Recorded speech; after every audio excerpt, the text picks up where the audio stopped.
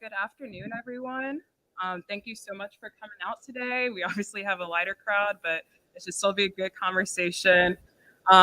This is Tennessee's Digital Opportunity Listening Session hosted at LeMoyne-Owen College. So thank you all for hosting us here. And this is really just about a conversation about how the state can be better in our digital opportunity planning and understanding our community needs. So next slide, please. Next slide.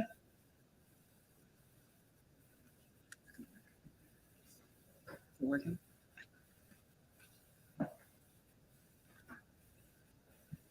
Okay, awesome, great. So first we'll do some introductions and just introduce my team. We'll do a quick overview of the state broadband programs and kind of what digital opportunity means and looks like in Tennessee. And then the bulk of our conversation, we want to have small group discussions with the people in the room just to get a better understanding of what it is, what digital opportunity barriers communities are currently experiencing and what type of programming they'd like to see in the future. And then we'll wrap up with concluding remarks and just thank you all for taking your time. Awesome. Next slide, please. Sorry. Okay. Also, I'll introduce myself. My name is Leah Mims, and I'm the Broadband Grants Coordinator at ECD, which is the Office of Economic and Community Development. And I'm kind of the lead planner or writer for the state's Digital Opportunity Plan. I'm joined by 4 great team members right here in this corner. They'll introduce themselves really quick from their seats, starting with Brian.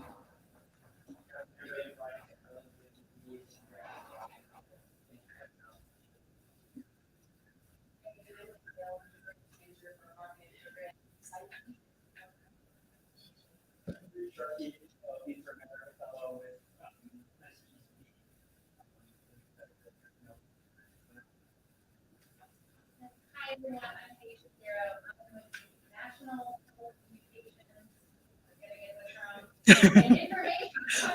That's what we're called NTIA. We get paid by the syllable. And so I actually work federally with this organization here, and I'm helping make sure that all kids from the federal government right here. Awesome. Thank you. Next slide, please.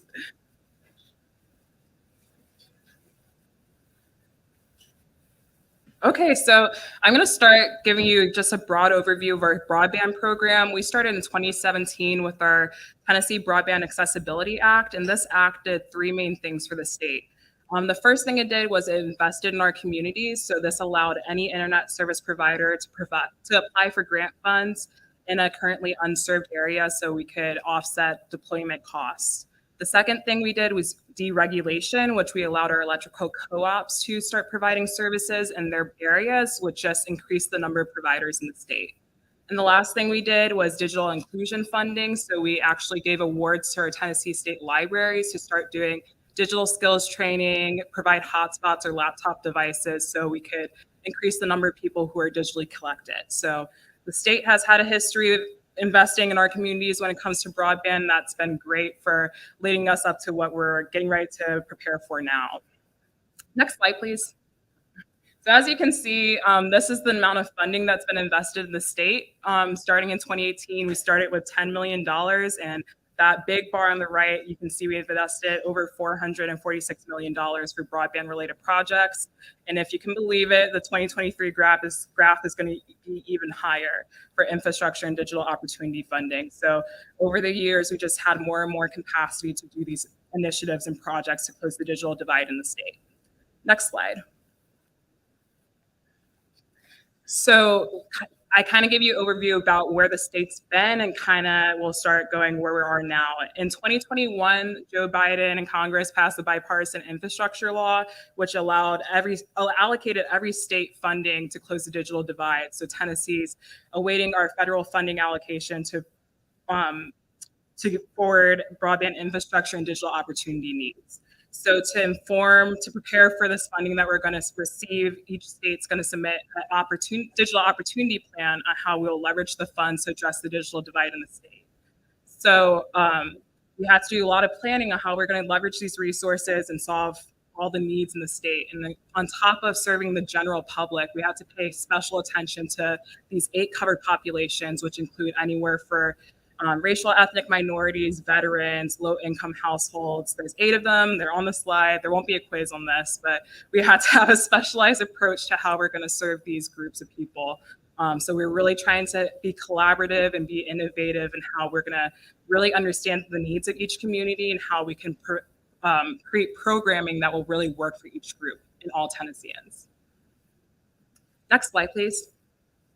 So I've been saying digital opportunity plan a lot, but I want to kind of give you an overview of what that will look like. There are 4 main components that we'll have to address in this digital opportunity plan.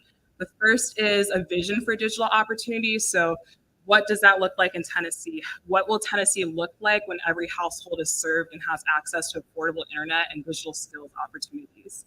The second main thing is an asset inventory. So identifying all the existing resources in the state that are doing innovative, great work in digital opportunity, and then followed by a needs assessment that allows us to see the existing gaps and barriers in the state. The third main pillar is a strategy for collaboration and stakeholder engagement. So how are we engaging our communities to be a part of this process and making sure that everyone's informed, everyone who wants to be involved can be.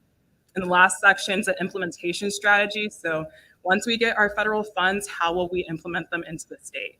So we're really here today to address the third and second pillar, get feedback directly from our community so we can take that back to our state team and start planning accordingly. Next slide. And I also realized I've been saying digital opportunity a lot, but I haven't defined it. So here it is on the slide for you guys. I'm going to read it out loud.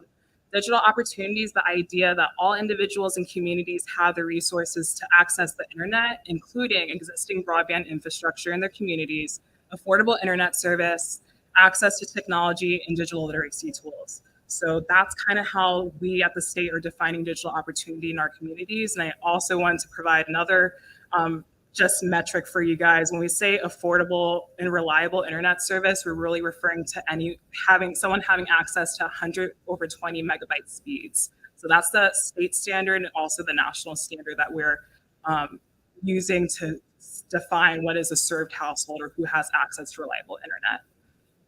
Next slide. So that is a really quick overview. I'll leave room for questions, but again, the main bulk of the session is supposed to be a conversation about these current barriers and what you in Memphis would like to see us do as a state.